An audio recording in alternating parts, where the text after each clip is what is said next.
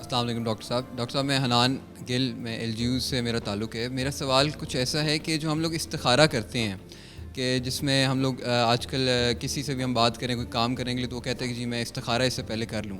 تو اس کے پیچھے آپ کی کیا مطلب نالج ہے، ذرا اس کے بارے میں بتائیں. اور دوسری بات یہ ہے کہ اگر آپ کو ایک کام لگ رہا ہے کہ ہم اگر وہ کام کریں گے وہ ہمارے لیے ٹھیک ہے اور اس پہ ہم استخارہ کرتے ہیں اور وہ کام ٹھیک نہیں، مطلب استخارہ صحیح نہیں نکلتا، تو اس کا پھر آگے ہمیں کیا کرنا چاہیے؟ اور تیسری بات یہ ہے کہ استخارہ کیا ہم لوگ سارے ہی کر سکتے ہیں یا کوئی اسپیسیفائڈ جو اللہ سے تھوڑا قریب ہو بندہ وہ بتا سکتا ہے، یا کچھ اس طرح استخارہ کے بارے میں کائنڈلی بتائیے گا. بنیادی طور پہ ہمیں یہ سمجھنا چاہیے کہ رسول اللہ صلی اللہ علیہ وسلم کی طرف سے استخارے کی بڑی تائید فرمائی گئی. حضور نے اس کو پسند فرمایا. استخارہ بنیادی طور پہ اللہ رب العزت کے ساتھ کسی معاملے میں جب کوئی بندہ کنفیوژن کا شکار ہو جائے تو گویا بمطابق فرمان رسول رحمت صلی اللہ علیہ وسلم یہ اللہ کے ساتھ مشورہ کرنے کے مترادف ہے.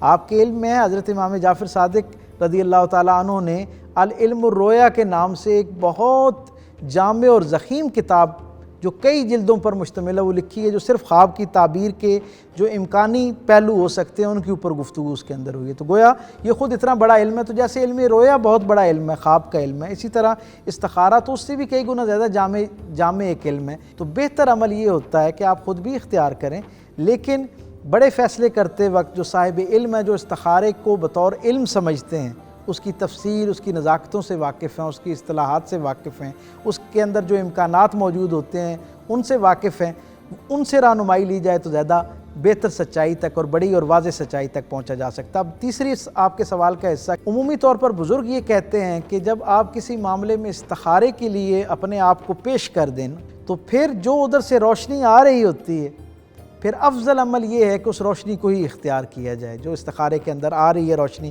اسی کو اختیار کیا جائے. اور پھر ہمیں یہ علم ہی نہیں ہوتا کہ جسے ہم اپنے لیے فلاح اور خیر اور بھلائی سمجھ رہے ہیں وہ آگے چل کے ہمارے لیے کتنا بڑا وبال بن جاتا ہے، اور جسے ہم ظاہری طور پہ اپنی ناکامی اور ایک جسے کہتے ہیں ایک نقصان سمجھ رہے ہوتے ہیں وہ آگے چل کے ہمارے لیے کتنا سود مند ہو جاتا ہے. ہم استخارہ کر رہے ہیں پھر اس کو فالو کرنا چاہیے. جی بالکل.